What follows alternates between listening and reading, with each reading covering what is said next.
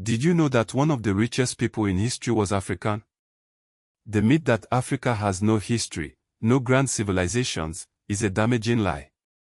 For centuries, this false narrative has been used to justify colonialism, slavery, and racial inequality. But the truth, etched in stone, written in ancient texts, and sung in oral traditions, paints a vastly different picture, a vibrant tapestry of innovation, power, and cultural exchange. We are about to explore the real story of ancient Africa, a story that rewrites world history. Let's start where many do, ancient Egypt. Unified around 3100 BC, Egypt was not just pyramids and pharaohs, it was a center of innovation, mathematics, medicine, and art. But ancient Egypt was not alone. South of Egypt, the kingdom of Kush emerged, a powerful civilization in Nubia.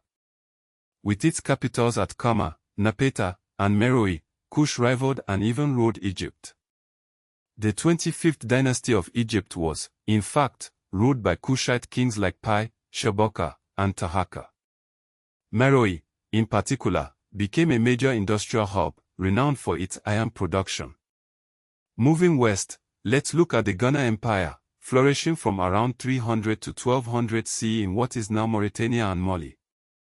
Rich in gold, Ghana controlled vital trade routes across the Sahara, connecting West Africa to the Mediterranean world. Next came the Mali Empire, rising to prominence in the 13th century. Founded by Sundiata Keita, Mali reached its peak under Musa, whose pilgrimage to Mecca in 1324 became legendary. His caravan, laden with gold, stunned observers in Cairo, showcasing the empire's immense wealth. This wasn't just a show of opulence, it put Mali on the map, a major player in global trade and diplomacy. The Songhai Empire followed, dominating West Africa from the 1430s to 1591. Under rulers like Sani Ali and Askar Muhammad I, Songhai became a center of learning and commerce, with the famed city of Timbuktu attracting scholars from across the Islamic world. East Africa also flourished with the Aksumite Empire, thriving from the 1st to the 10th centuries in present-day Ethiopia and Eritrea. Aksum was a major trading power, minting its own coins and building monumental stelae, towering stone structures that testified to its power and sophistication.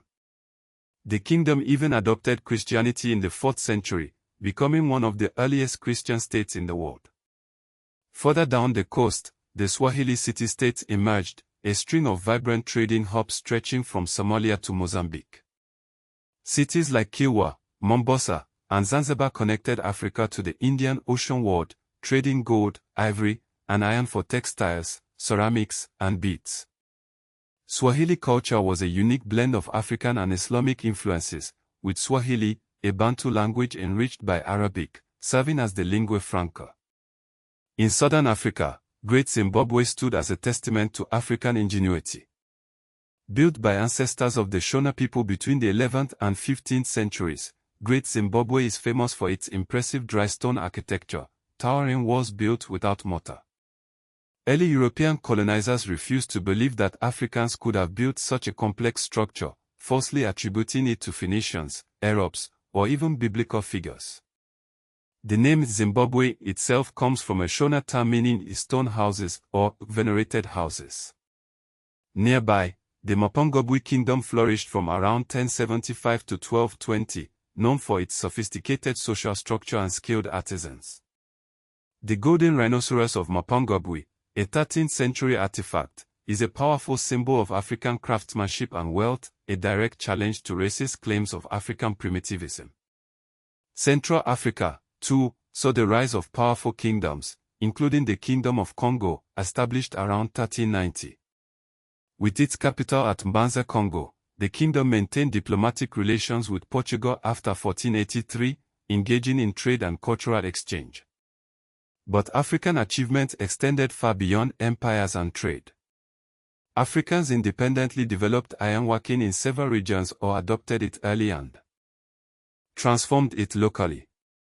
Ancient Egyptians developed one of the earliest writing systems in the world, with hieroglyphic inscriptions dating back to around 3200 BC. The Guizi script in the Horn of Africa became a durable written tradition, preserving knowledge and history. African states built complex systems of taxation and administration, monumental religious structures like the Defufa temples at Kama, and sophisticated coinage systems like those used in Aksum. So, why has this history been so often ignored or denied? That Africa had no history idea is a colonial-era myth, used to justify slavery, colonial conquest, and racial hierarchy. By portraying Africa as blank or primitive, European colonizers sought to legitimize their domination, presenting it as a civilizing mission. But the truth is undeniable. Africa was not isolated, it was a hub of global exchange, deeply connected to the trans-Saharan and Indian Ocean trade networks. Recovering African history is not just about correcting the record, it's about reshaping world history.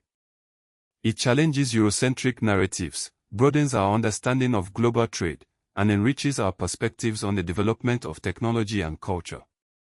For Africans and the diaspora, this history restores dignity, counters internalized racism, and provides a stronger foundation for education and identity. It's time to dismantle the myths and celebrate the vibrant, complex, and undeniably significant history of Africa.